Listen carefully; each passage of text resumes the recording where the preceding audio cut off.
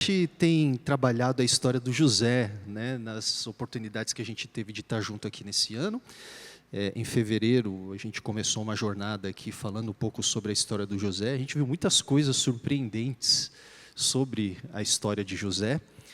E hoje a gente vai avançar, então, na nossa caminhada. E eu queria ler com vocês porções do capítulo 41 de Gênesis. Então, eu queria convidar vocês a abrir suas Bíblias aí, ou conectar suas Bíblias no capítulo 41 de Gênesis. A gente vai ler do verso 1 ao verso 13, e depois a gente vai pular para o verso 37, e aí vai ler até o 43. Gênesis 41 é muito extenso, aí eu achei que seria melhor dar uma abreviada aqui. Então, Gênesis 41, 1 a 13, e depois 37 a 43. Diz assim a palavra do Senhor. Eu vou ler na Almeida atualizada, tá? Passados 2 anos completos, pessoal, passados 2 anos completos. Se você se lembra de como terminou a história de José no capítulo 40, você tem que se lembrar que esses 2 anos precisa suscitar em nós certa angústia, tá? Porque ele interpretou os sonhos daqueles 2 parceiros de cela dele, e ele pediu para que um deles se lembrasse dele, o cara se esqueceu dele, e 2 anos se passaram com José ainda na prisão. Preso de forma injusta, diga-se de passagem, né? Então, passados 2 anos completos, Faraó teve um sonho, e eis que estava em pé junto ao rio Nilo. Do rio subiam 7 vacas de boa aparência e gordas, e pastavam no meio dos juncos. Após elas subiam do rio outras 7 vacas de aparência feia e magras, e pararam junto às primeiras na margem do rio. As vacas de aparência feia e magras engoliram as 7 vacas de boa aparência e gordas. Então Faraó acordou. Tornando a dormir, sonhou outra vez. De uma só haste saíam 7 espigas cheias e boas, e após elas nasciam 7 espigas mirradas e queimadas pelo vento leste. As espigas mirradas devoravam as 7 espigas grandes e cheias. Então Faraó acordou. Tinha sido um sonho. De manhã, ao despertar muito perturbado, mandou chamar todos os magos do Egito e todos os seus sábios. Contou-lhes os seus sonhos, mas não havia ninguém que pudesse dar a interpretação. Então o copeiro-chefe disse a Faraó: puxa vida, hoje eu me lembro das minhas ofensas. Quando o Faraó ficou irado com seus servos e me pôs na prisão, na casa do comandante da guarda, a mim e ao padeiro-chefe, nós tivemos um sonho na mesma noite, eu e ele. Nós sonhamos, e cada sonho tinha o seu próprio significado. Achava-se conosco um jovem hebreu escravo do comandante da guarda. Contamos a ele os nossos sonhos, e ele nos deu a interpretação, a cada um segundo o seu sonho. E tal como nos interpretou, assim aconteceu. Eu fui restituído ao meu cargo, e o outro foi enforcado. Vamos pular para o verso 37 agora. O conselho agradou a Faraó e a todos os seus oficiais. Então Faraó perguntou aos seus oficiais: será que poderíamos achar alguém melhor do que José, um homem em quem está o Espírito de Deus? Depois Faraó disse a José: visto que Deus revelou tudo isto a você, não há ninguém tão ajuizado e sábio como você.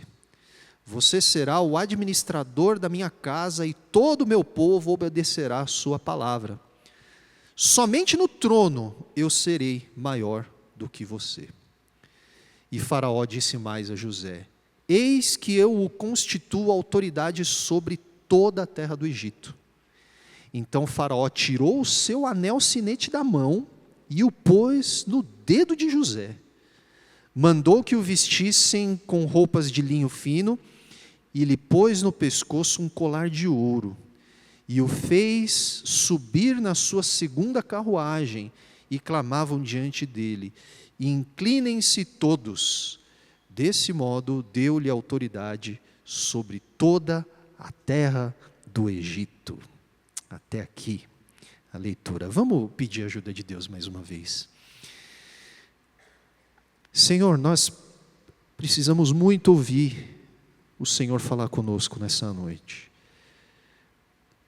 Nos ajuda a entender aquilo que o Senhor inspirou o autor de Gênesis a registrar nesse relato de José. E tão real quanto o Senhor foi na vida de José, que nós possamos perceber que o Senhor é real nas nossas vidas. Que possamos sair daqui renovados com essa percepção e essa esperança. Em nome de Jesus. Amém. Amém. Quem aqui estava nas últimas vezes que a gente falou sobre a história de José? Levanta a mão só para... Joia, bastante gente, muito bom. Ganha um chocolate quem acertar como que eu vou começar o sermão de hoje. Sério, eu achei que todo mundo ia saber na ponta da língua. Eu achei que vocês iam gritar, Deus te ama e tem um propósito maravilhoso para a sua vida. Eu comecei os últimos sermões desse jeito, né? Se você pensou que eu ia começar desse jeito, você errou. Não vai ter chocolate para ninguém, né? Até porque ninguém respondeu. Na verdade, eu queria começar a mensagem de hoje fazendo uma pergunta muito sincera para você. Eu queria que você respondesse da forma mais honesta possível. Para você mesmo, ou talvez para a pessoa que estiver do seu lado aí. O que é que mudaria se você subisse na vida hoje? O que é que mudaria se você subisse na vida hoje? Ou talvez melhor, se a gente puder colocar de uma forma um pouco mais focada, quem se beneficiaria se você subisse na vida hoje? Sabe aquela promessa que todos os dias você está esperando que se cumpra na sua vida? A vida de quem melhoraria se Deus cumprisse de fato essa promessa que você acha que Deus fez?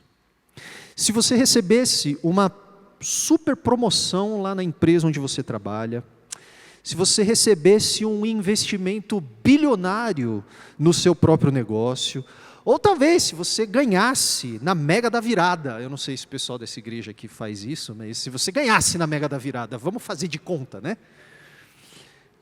O mundo se tornaria um lugar melhor de se viver?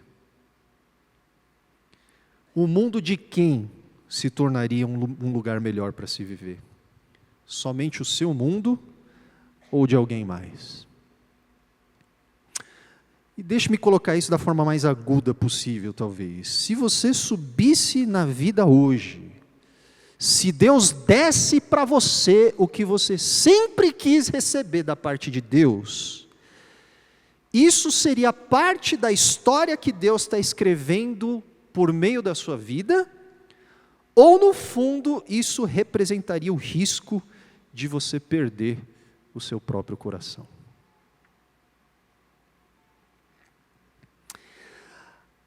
Alguns meses atrás, em fevereiro, a gente começou a falar sobre como a história de José nos ajuda a entender o agir de Deus na nossa própria história. A história de José é um excelente exemplo de como Deus lida com os seus, de como Deus lida com o seu povo em meio a todas as complexidades desse mundo marcado pela realidade de Gênesis 3 do pecado, e portanto a história de José serve como um exemplo, serve como um marco de referência para que nós mesmos possamos entender como Deus tem trabalhado na nossa vida e como Deus tem entrado na nossa história.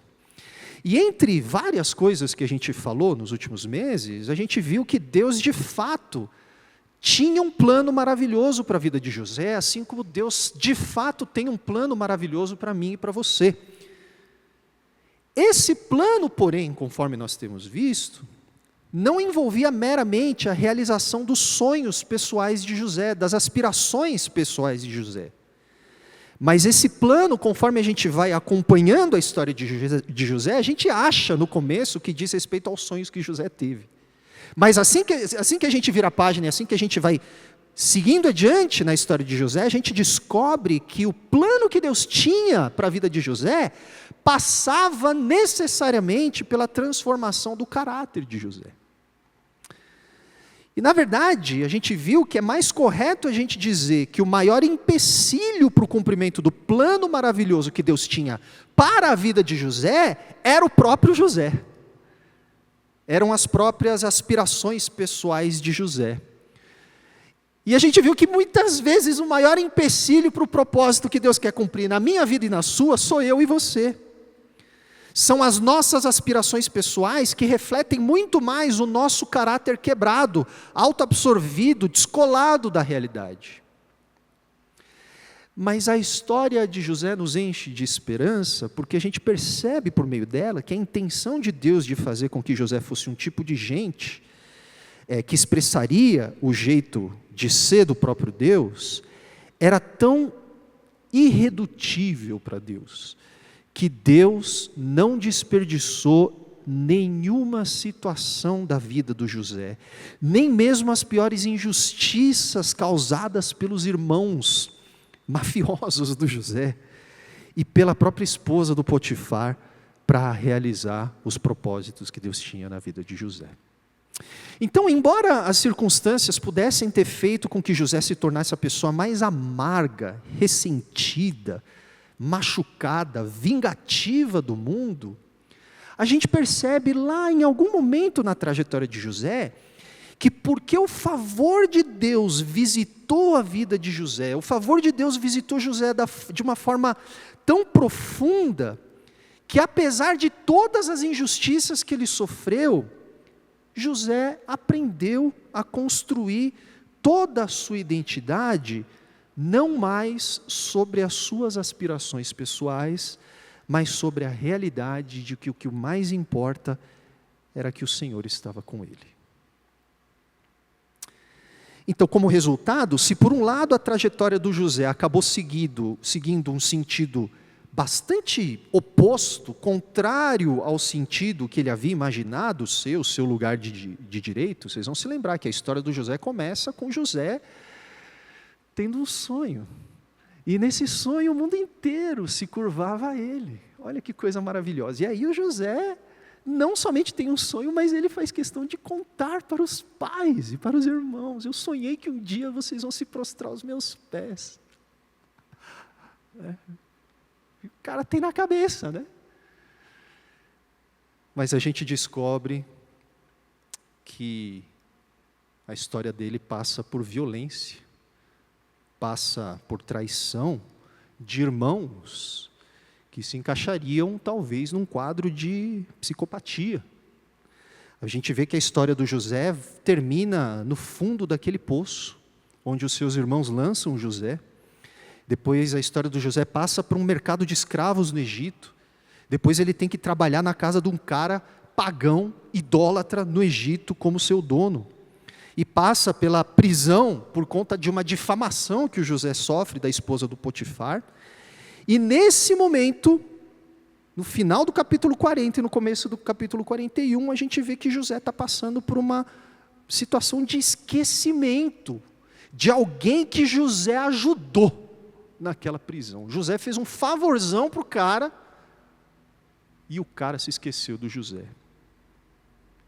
Mas, apesar disso, a gente percebe que essa mesma trajetória do José se torna um caminho de amadurecimento, um caminho em que José aprende a tirar os olhos dele mesmo, um caminho em que José entende que ele não é o centro do universo, é um caminho de libertação dele mesmo, um caminho em que ele aprende a confiar e a ter relacionamento com Deus.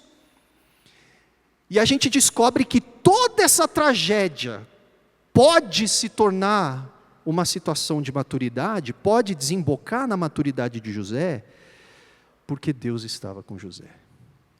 Porque Deus ajudou José a entender que Deus estava com José, não para fazer o que José desejava, mas para fazer de José um instrumento dos planos de Deus. Tanto é então que, quando a gente chega, e com isso a gente fecha a recapitulação de toda a história de José até aqui, pelo menos que a gente cobriu até aqui, né? Quando a gente chega no final do capítulo 40, uma coisa que ficou bastante nítido para a gente no último mês, que a gente falou sobre o capítulo 40, é o contraste entre o José da casa de Jacó e o José daquela prisão. O José do capítulo 37 e o José do capítulo 40. Porque o José do capítulo 37, ele está muito ocupado fazendo o quê? Caguetando os irmãos mais velhos, voltando para casa e falando: papai, você não sabe, o Simeão, você falou que era só para ele descansar 5 minutos, né? Ele levou o celular, ficou 40 minutos no banheiro, sem trabalhar, né? O José no capítulo 37 é essa pessoa que só está pensando nele. No capítulo 40, depois dessa longa trajetória, a gente vê finalmente José, pela primeira vez na história, ele se interessando pela necessidade de alguém que não é ele. Contraste. Agora, eu acho que o que torna a história de José, todo mundo aqui já ouviu pelo menos uma vez, talvez a maioria já ouviu pelo menos uma vez a história de José, já leu a respeito. Vocês gostam da história de José? Balança a cabeça, assim, é bem legal, né? É muito cativante.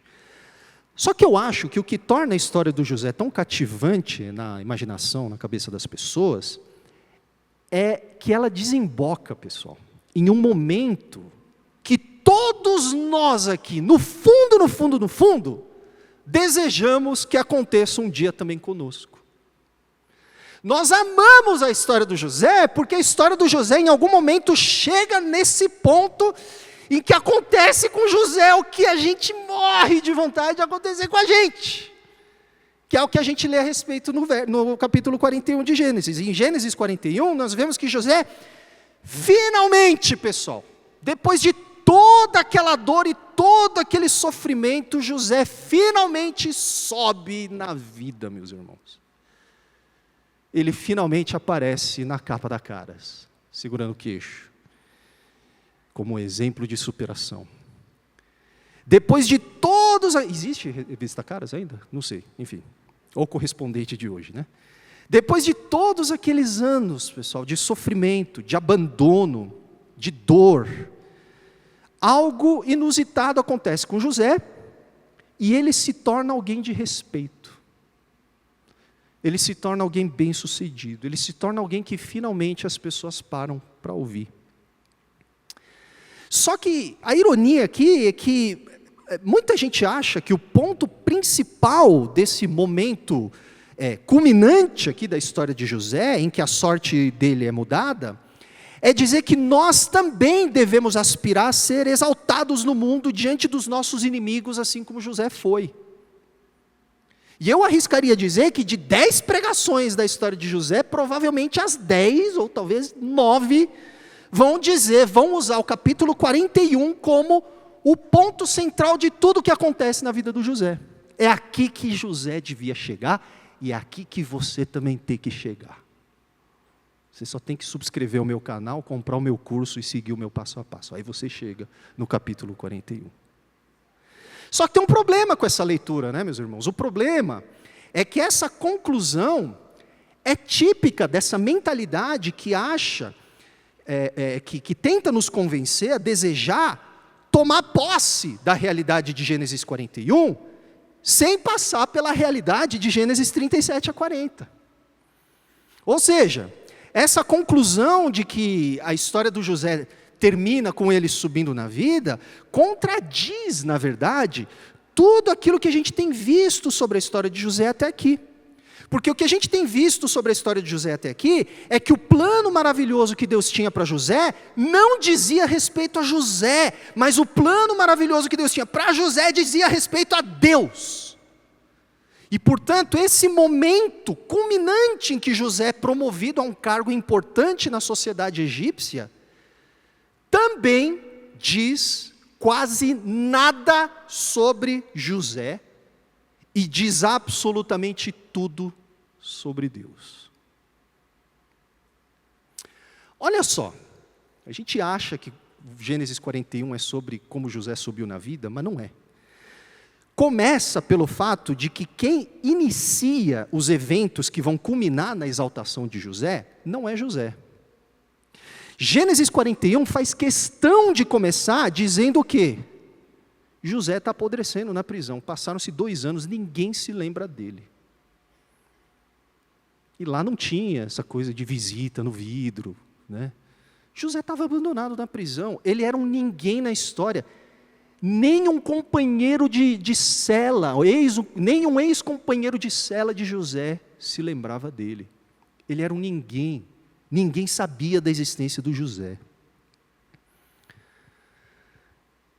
Em Gênesis 40, José está trancado em uma prisão, sem muito o que fazer, além de cumprir as suas funções. Só que assim que a gente continua lendo e a gente chega no capítulo 41, a gente descobre que existe um abismo de mundos entre o capítulo 40 e o capítulo 41. Porque já se passaram 2 anos desde que José interpretou os sonhos daqueles companheiros de cela, e o cenário agora muda de repente, num estalo de dedos, num piscar de olhos, a gente está na cela, é como se o narrador de Gênesis estivesse falando, e José ficou ali mais 2 anos na cadeia. E aí a câmera vai subindo assim, e vai mostrando José na prisão, né, pobrezinho, e a câmera vai subindo. Do nada a cena corta, e a próxima cena a gente está onde? No aposento do homem mais poderoso do planeta. Passados 2 anos completos, Faraó teve um sonho, e eis que estava em pé junto ao rio Nilo. Então é uma mudança radical de cenário aqui. Por que isso é importante?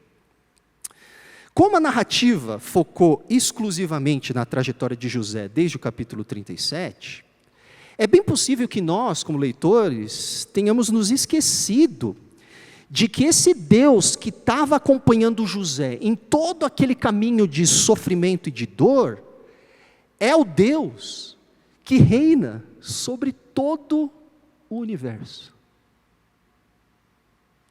O Deus que está com você na sua dor, prestando atenção àquela situação específica que te causa o sofrimento e que muitas vezes faz você questionar se Deus de fato tem um propósito na sua vida, é o mesmo Deus que tem acesso aos aposentos do homem mais poderoso do planeta. É o mesmo Deus que governa toda a história. E enquanto José permanece trancado naquela prisão, o mesmo Deus que estava com José, resolvendo a bagunça na vida do José, naquele momento ele resolve fazer uma visita, não naquela cadeia para gente simples, mas ele decide fazer uma visita para Faraó. E aí a gente leu a história. Faraó tem 2 sonhos. Então, se a vida fez questão de colocar José em situações adversas, repetidas vezes, Gênesis 41 vai nos levar um pouco agora para fora da história do José e vai nos lembrar de que esse mesmo Deus que havia acompanhado José no fundo daquele poço, até aquela prisão egípcia, é o Deus que governa também todo o universo, a quem nenhuma porta, nem mesmo a porta do quarto do faraó está fechada. Então a primeira coisa que a gente se lembra quando a gente chega no capítulo 41 é que Deus sabe o que a gente não sabe. E por isso Ele tem um propósito na nossa vida. Ele sabe, nós não, mas Ele sabe. Agora, na superfície aqui, parece até que o que acontece aqui na primeira parte de Gênesis 41 é quase que um repeteco do que aconteceu no capítulo 14, né? Não, no capítulo 40, desculpa, no capítulo anterior, lá na prisão onde José estava. Ou seja, o que acontece no capítulo 41 é que, da mesma forma que aconteceu no capítulo 40, alguém tem um sonho, certo? E José vai lá e interpreta. Simples, o enredo é muito simples. O que acontece é que dessa vez, pessoal, quem tem esses sonhos é ninguém mesmo que Faraó. Isso é importante porque o faraó era visto como uma manifestação divina, pessoal. Faraó não é um ser humano comum. Faraó é visto como um componente essencial na manutenção da ordem do cosmos, dentro da cosmologia, dentro da cosmovisão dos egípcios. No Egito Antigo, as pessoas enxergavam Faraó como uma espécie de detentor de toda a sabedoria e de todo o poder. Toda a maneira de enxergar a realidade egípcia se justificava pela hegemonia global que era exercida a partir do governo do faraó sobre o Egito. Então, o que a gente precisa perceber aqui, quando a gente muda de cena do capítulo 40 para o capítulo 41, é que, pessoal, em condições normais, jamais teria acontecido do José conversar com Faraó. Faraó era um deus. Faraó era alguém venerado. José é um estrangeiro, escravo, hebreu, prisioneiro. Nunca, nunca, nunca, pensando humanamente, por mais que José tivesse sonhos extraordinários, por mais megalomaníaco que José pudesse ter sido antes, não, um dia eu vou ser o cara mais poderoso do mundo, nunca ia acontecer, nunca.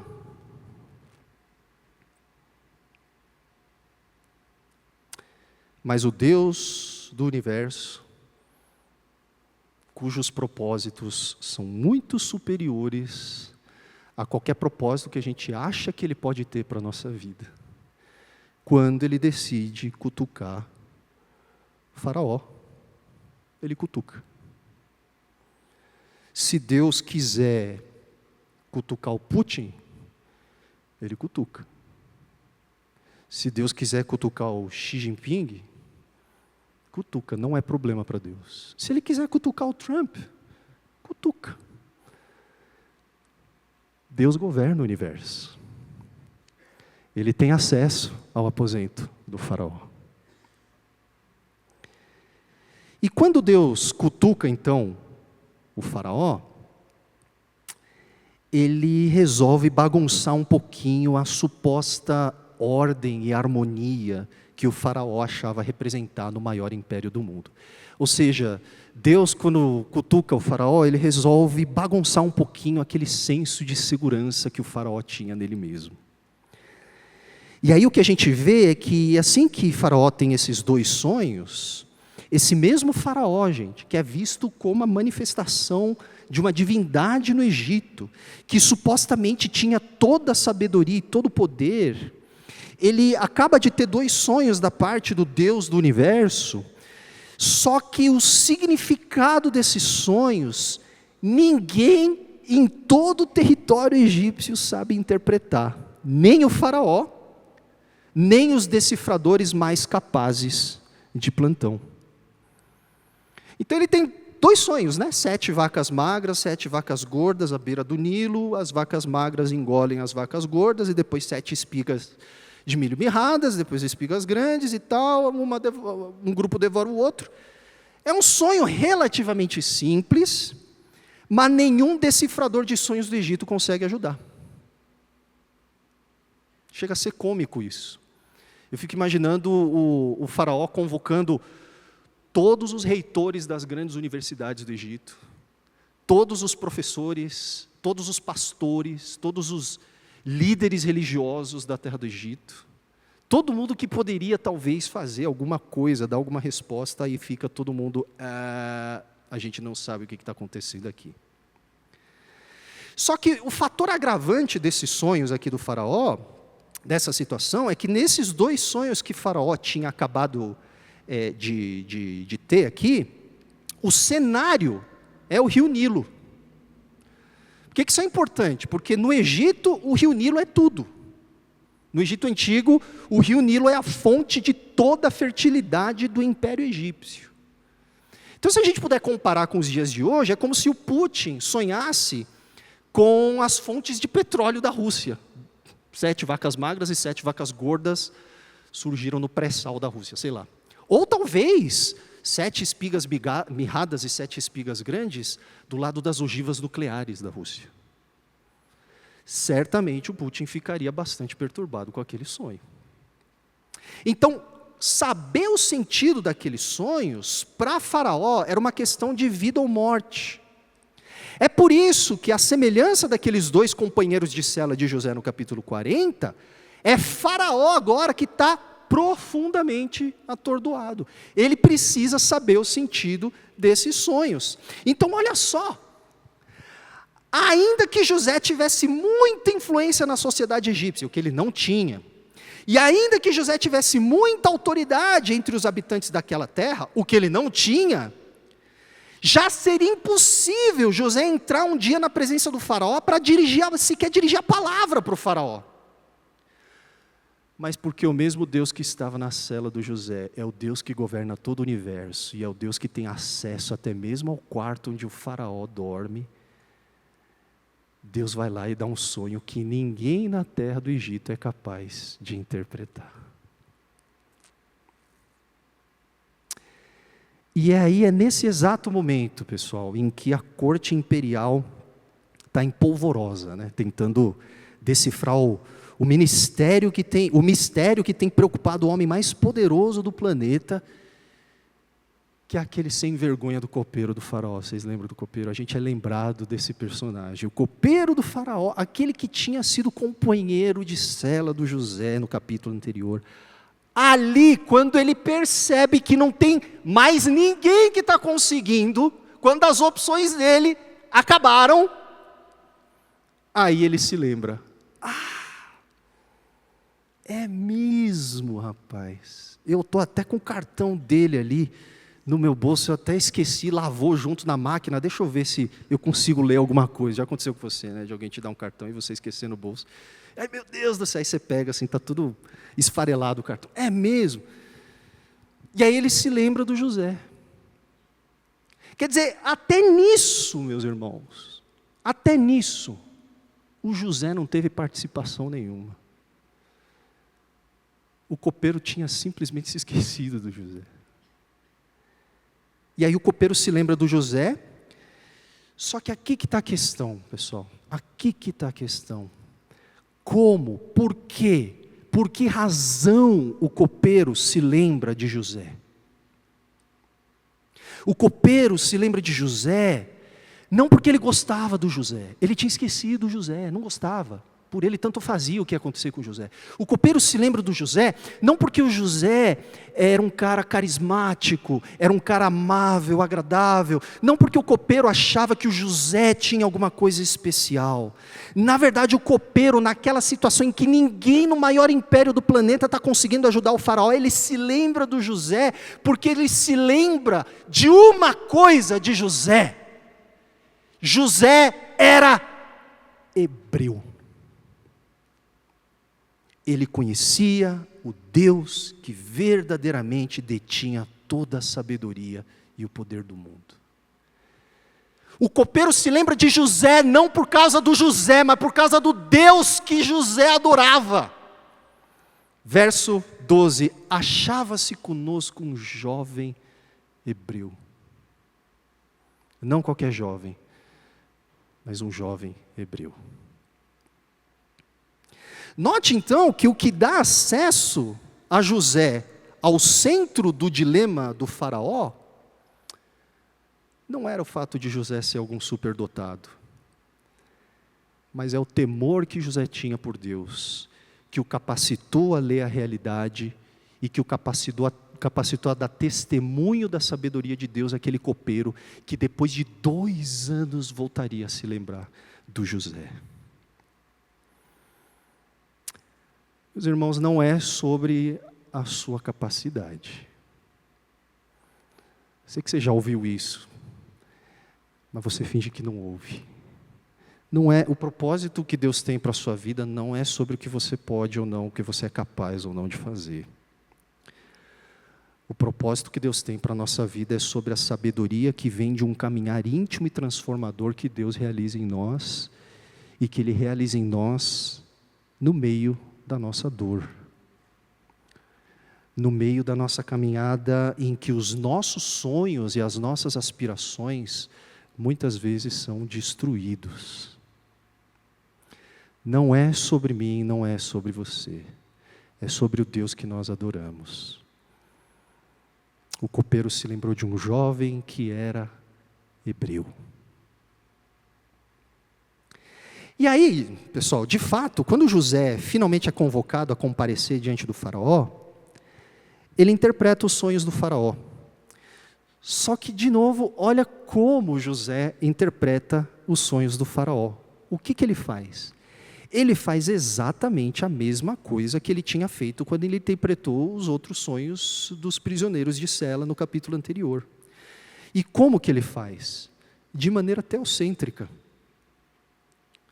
reconhecendo que tudo vem de Deus, reconhecendo que a sabedoria e o poder não pertencem a ele, mas a Deus. Olha a resposta que o José dá para o faraó nos versos 15 a 16, a gente não leu, mas eu vou ler aqui para vocês.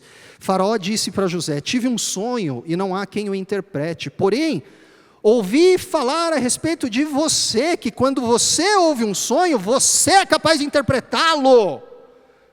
E aí o José olha para o faraó e diz: amém, faraó, sou eu mesmo. Eu sou um cara ungido de Deus, me respeite. Tenha cuidado com quem você fala, faraó. José olha para o faraó e diz: não está em mim, mas Deus é quem dará a resposta favorável a faraó. Não é sobre mim, faraó. Não confunda as coisas. Então, por mais lisonjeiro que fosse, o José não aceita da boca do faraó a prerrogativa de ele mesmo conhecer os mistérios do universo. José sabia que essa prerrogativa pertencia somente a Deus. E o que mais chama a nossa atenção aqui é que enquanto o faraó e todo o império estão profundamente transtornados tentando descobrir o sentido daqueles sonhos, José está tranquilo. José não está ansioso. José não está inquieto. José, ao ser interpelado por Faraó, ele diz: Faraó, não é sobre mim. A sabedoria vem de Deus. Então, já que José aprendeu a depender de uma sabedoria que não é dele, de uma sabedoria que é superior, ele resolve aquela charada como quem ensina uma criança a fazer tabuada. E aqui a gente percebe mais um contraste absurdo. Porque de um lado a gente vê um chefe de Estado, uma divindade na perspectiva das pessoas, a pessoa mais importante do mundo naquela época, cercado pelos maiores filósofos e analistas culturais daquele império, parando, largando a caneta, fechando o laptop, e prestando atenção a um limpador de banheiro de um presídio. Se isso não te arrepia, procura um cardiologista amanhã. O mundo inteiro para ouvir um limpador de banheiros de um presídio. O que esse cara tem a oferecer? Aleluia. Isso arrepiou, né? Isso agora arrepiou. Aleluia. O que um limpador de banheiro de um presídio tem a oferecer? Ele anda com Deus. O Senhor estava com ele. Quando ninguém se lembrava dele, o Senhor estava com ele. É isso que ele tem a oferecer. E aí, como se não bastasse, José não somente oferece a interpretação dos sonhos do faraó, como ele também propõe uma resposta adequada àquela situação descrita nos sonhos. Então, quer dizer, o José poderia ter feito apenas o necessário e parado de falar no verso 32, né? Ou seja, esta é a palavra, como acabo de dizer a Faraó, Deus manifestou a Faraó o que ele vai fazer, eis que vem 7 anos de grande abundância por toda a terra do Egito, depois virão 7 anos de fome, cada ano representado ali pelas vacas e pelas espigas, toda aquela abundância será esquecida na terra do Egito, e a fome consumirá a terra, e não será lembrada a abundância na terra por causa da fome que seguirá, porque será gravíssima. O sonho de Faraó foi repetido porque a coisa é estabelecida por Deus e Deus se apressa a fazê-la. Versos 29 a 32. Só que acontece que além de dar a interpretação dos sonhos para o Faraó, e diga-se de passagem, o José estava correndo sério risco ao dar aquela interpretação. Porque quando vem um profeta diante de um rei e diz: rei, Deus está falando que você vai morrer, quem morria era o profeta. Por isso que está cheio de profeta de corte, inclusive hoje ainda, meus irmãos. cheio de profeta de corte, que só fala aquilo que o rei quer ouvir. Por quê? Porque o profeta era para afirmar a validade das aspirações do rei. Então, ao dizer, vai vir fome, faraó, o José está se colocando numa posição profundamente arriscada, extremamente arriscada. Só que acontece, meus irmãos, que do capítulo 37 até o capítulo 40 de Gênesis, e do capítulo 37 até o capítulo 40 da sua vida, talvez, o que a gente vê em Gênesis é que José aprende a andar com Deus, pela graça de Deus, e José aprende a ser transformado pela graça de Deus, de um menino mimado, que se achava o centro do universo, em um homem que se via agora como alvo da misericórdia de Deus, mesmo ele sendo um prisioneiro escravo. E ao longo de todo aquele percurso em que José aprende a administrar a casa do Potifar e a própria prisão onde ele havia sido lançado, José havia adquirido ampla experiência em aplicar a sabedoria que Deus tinha dado a ele em situações concretas da vida. José não ficou, meu Deus do céu, por que esse sonho não se realiza? Não. Ao longo de toda aquela trajetória, ele aprendeu a conhecer a Deus, ele aprendeu a recorrer à sabedoria de Deus, e ele aprendeu a aplicar essa sabedoria em todas as circunstâncias da sua vida. José aqui lembra um pouco Davi, diante do Golias.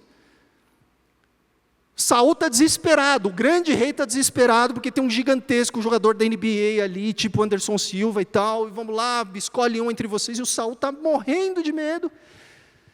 E aí vem o Davi, o caçula do Jessé, que o Jessé nem lembra o nome, quando Samuel vai visitar, e ele vai e fala, o que esse incircunciso está dizendo? Ele ouve as blasfêmias do Golias, e ele vai falar com Saul. E ele fala, eu vou lá derrotar o Golias. E aí o Saul olha para Davi e fala, é tipo meu filho, né? Falando que vai, pode deixar que eu resolva as contas, pai. O Saul olha para o Davi e fala, você é um moleque, o que você está falando? O que o Davi fala? O Senhor me livrou inúmeras vezes das feras que tentaram pegar a vida das ovelhas do meu pai, sobre as quais eu sou responsável. Ele vai me livrar das garras desse incircunciso. E o José aqui então, ele pega toda essa experiência que ele teve com Deus, que ele acumulou caminhando com Deus, mesmo quando tudo parecia arruinado, e aí ele se apresenta para Faraó, além de interpretar os sonhos do Faraó. Então o que a gente vê nos versos 33 a 36, é que assim que José interpreta os sonhos do Faraó, ele também dá um plano de ação, que ele provavelmente já havia praticado em uma escala muito menor na casa do Potifar e na prisão sobre a qual ele havia sido encarregado. Olha o que ele diz. Agora, pois, Faraó devia escolher um homem ajuizado e sábio e encarregá-lo de dirigir a terra do Egito. Faraó devia fazer isso aqui, pôr administradores sobre a terra e recolher a quinta parte dos frutos da terra do Egito nos 7 anos de fartura. Esses administradores deviam ajuntar toda a colheita, fazer um fundo de reserva, basicamente é isso que o José está falando para o Faraó, né? Que vocês deviam fazer também, né? Esses administradores deviam ajuntar toda a colheita dos bons anos que virão, recolher cereal por ordem de Faraó, para mantimento das cidades e guardá-lo em armazéns. Assim o mantimento servirá para abastecer a terra nos 7 anos de fome que haverá no Egito, para que a terra não seja destruída pela fome. Então a experiência do José o capacitou não somente a interpretar e dar uma resposta teórica para o Faraó, mas a sugerir um plano de ação, um plano concreto. É isso que o Faraó devia fazer. Mas, gente, sério, é um faxineiro de uma prisão. O que ele tem a dizer para o Faraó? Mas o que faz Faraó ouvir? É que o Faraó percebeu que sobre esse faxineiro de uma prisão, escravo, estava a sabedoria de Deus.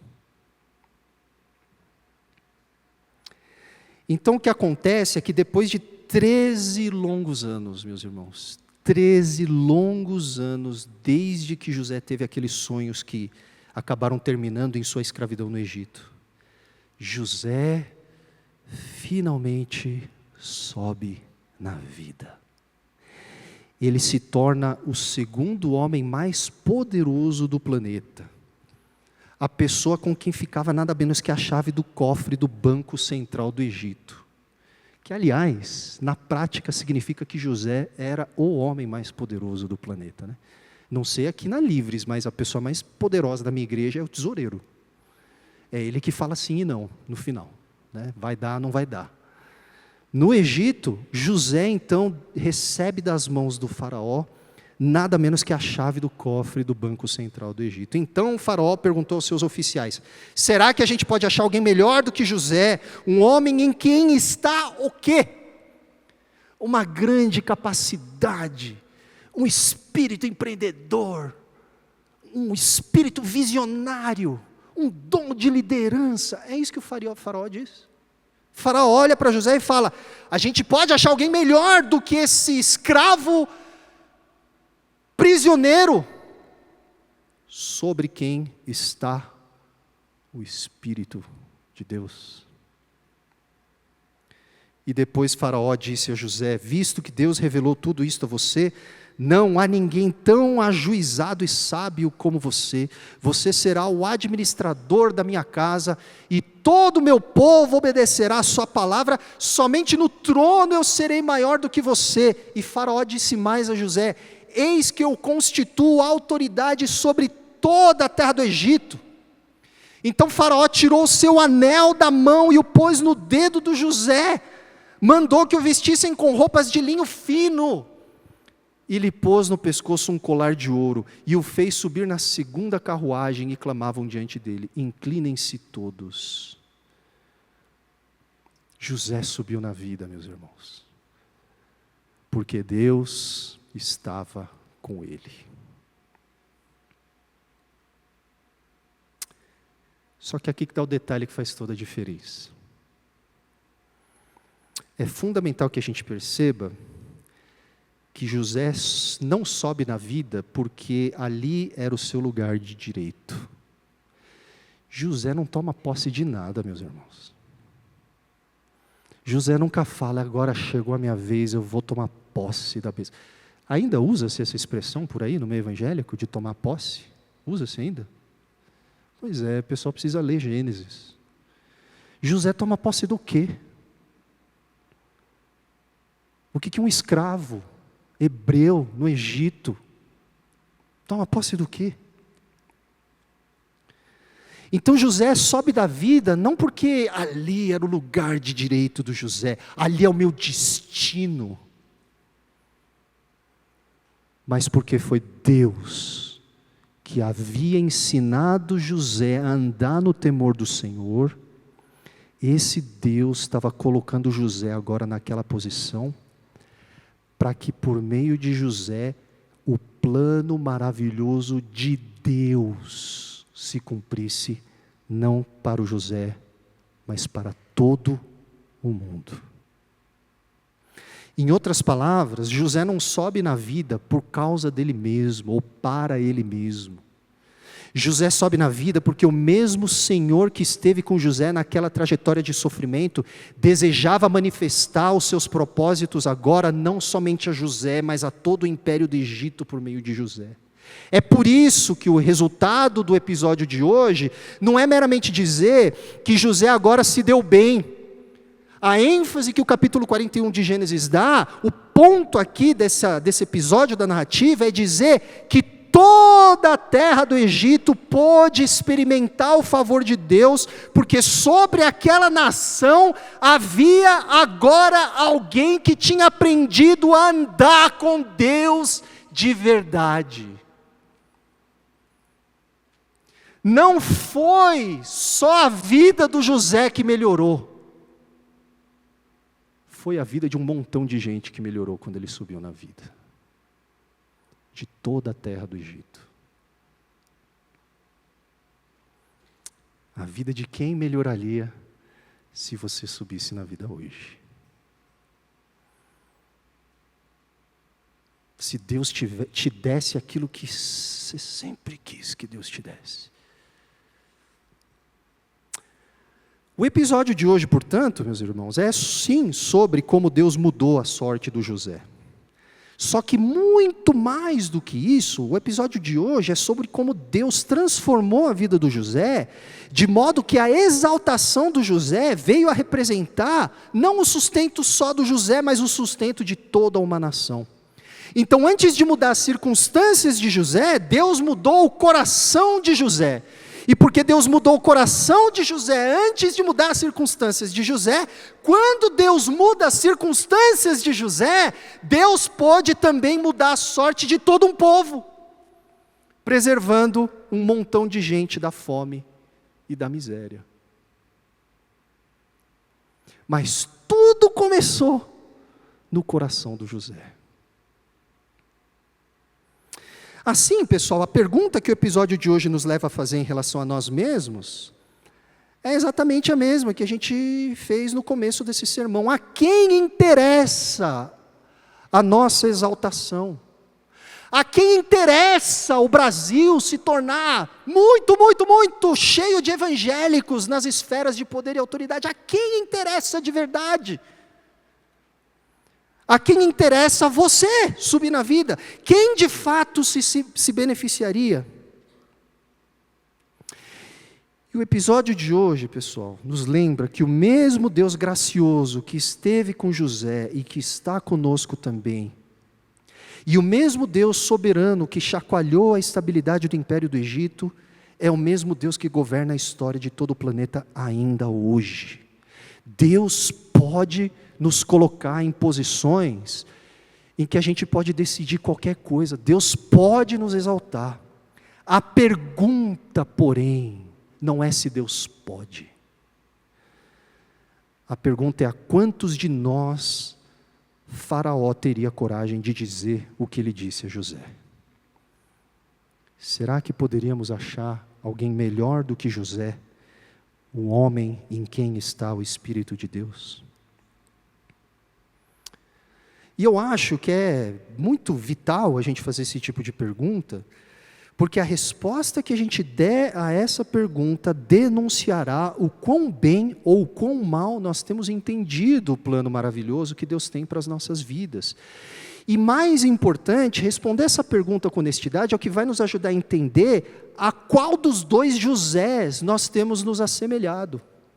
Se nós ainda temos nos assemelhado mais ao José de Gênesis 37, ou ao José de Gênesis 41. Dessa forma, então, conforme a gente reflete sobre esse episódio importante aqui na história de José, nós somos lembrados de que o plano maravilhoso de Deus para a minha vida e para a sua vida é que a minha vida e a sua vida se conformem de tal maneira com o caráter de Deus, que as bênçãos que porventura possamos receber redundem, resultem em bênçãos para aqueles que nos cercam. Nós fomos chamados por Jesus para vivermos para o outro. Se a Bíblia então tivesse sido escrita por alguém que enxergava sucesso somente em termos de subir na vida, a história de José provavelmente teria terminado aqui, no final do capítulo 41, não é verdade? Chegamos no capítulo 41, José subiu na vida, acabou, é isso. Afinal de contas, não tem como a conclusão da trajetória de José ser mais gloriosa, aparentemente, do que a cena em que o faraó despeja sobre José todos os símbolos de honra disponíveis no império. E é muito bacana aqui o que a narrativa está fazendo, porque esse negócio do faraó colocar roupas de linho fino, e um colar de ouro, e uma carruagem sobre José, lembra a gente do quê? Lembra a gente do que Jacó fez com José, quando José estava na casa do Jacó. O Jacó tinha feito o quê para José? O terno mais caro de todos os filhos ali, né? Era o José, era o caçula que vestia. A vestimenta do José aqui no final faz aquela túnica que o Jacó fez para o José parecer roupa de morador de rua. Então, quando a gente vê que o José recebe toda essa vestimenta por parte do faraó, parece, ou a gente até gostaria que fosse, o fim da história. Tudo começa com um manto que ele recebe do pai, mas esse manto é rasgado, e agora Deus restituiu o manto para José. Aleluia, em dobro, medida, sacudida, transbordante. Só que a história do José tem mais 9 capítulos, vai até o capítulo 50. O que será mais que Deus tem para fazer na vida do José? Já deu, né? Ele virou o ministro da fazenda do Egito, já deu. Então, o simples fato de a gente saber que tem mais 9 capítulos nos faz perguntar, será que a promoção do José, segundo o homem mais importante do Império Egípcio, era mesmo o destino final do José? Será? E, na verdade, no próprio capítulo 41, a gente percebe que, embora José tenha passado a desfrutar de uma vida mais segura e confortável, os traumas deixados pela longa trajetória de rejeição e de injustiça permaneciam muito presentes dentro dele. Então, assim que José sobe na vida e ele experimenta todas aquelas coisas maravilhosas, o texto nos lembra que tem coisas no coração do José que ele carrega que ainda sugerem que aquele não é o fim da história. Então, como é que termina o capítulo? A gente não teve tempo de ler, mas se você ler o final do capítulo 41, o final do capítulo 41 faz uma descrição do governo de José sobre o Egito, e aí o texto vai dizer que José se casa e ele tem um filho, na verdade 2. E ao primeiro filho ele dá o nome de Manassés, e olha o significado de Manassés. Deus me fez esquecer todo o problema e toda a casa do meu pai.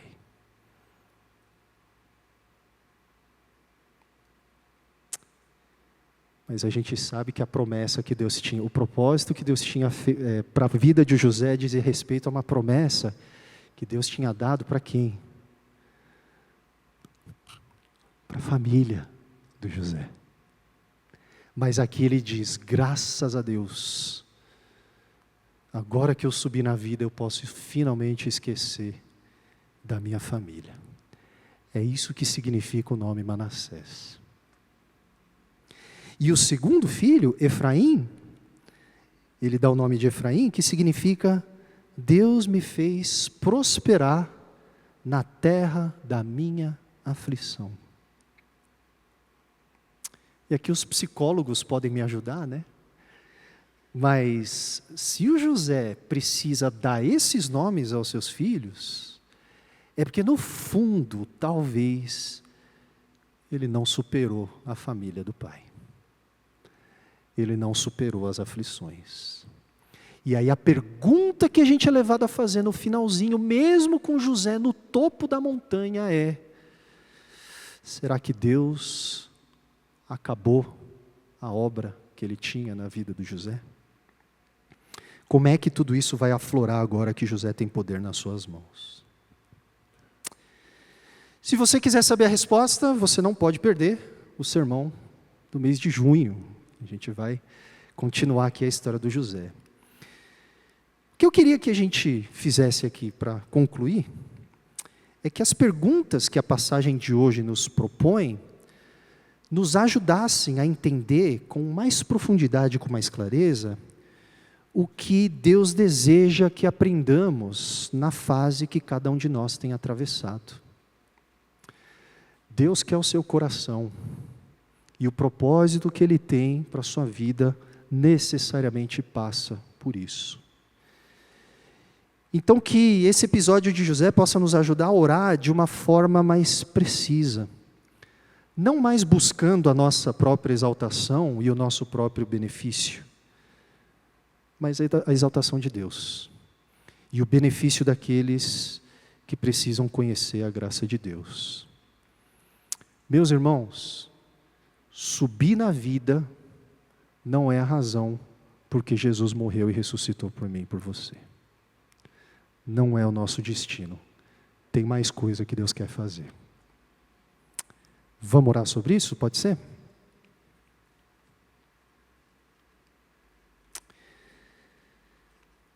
Senhor, nós pedimos para que o Senhor abra os nossos olhos e nos faça ver a nossa história à luz daquilo que o Senhor realizou na história do José. Faz isso mais uma vez. E faz a gente entender de uma forma fresca, renovada, aprofundada, que o plano maravilhoso que o Senhor tem para a nossa vida não diz respeito a nós, mas diz respeito ao Senhor e aquilo que o Senhor deseja realizar no mundo que o Senhor criou e deseja redimir. E faça de nós pessoas que dependem da Tua sabedoria. E faça de nós um povo que é conhecido, que é lembrado pela presença do Senhor que repousa sobre nós. Não sobre as nossas capacidades, aquilo que a gente porventura acha que pode ostentar, mas que o mundo nos conheça como povo, como a igreja que caminha com o Senhor, como um povo sábio, como um povo que pode ser confiado com as riquezas e os recursos e as oportunidades de trazer shalom, de trazer paz, de trazer ordem no mundo em nosso entorno. Em nome de Jesus. Amém.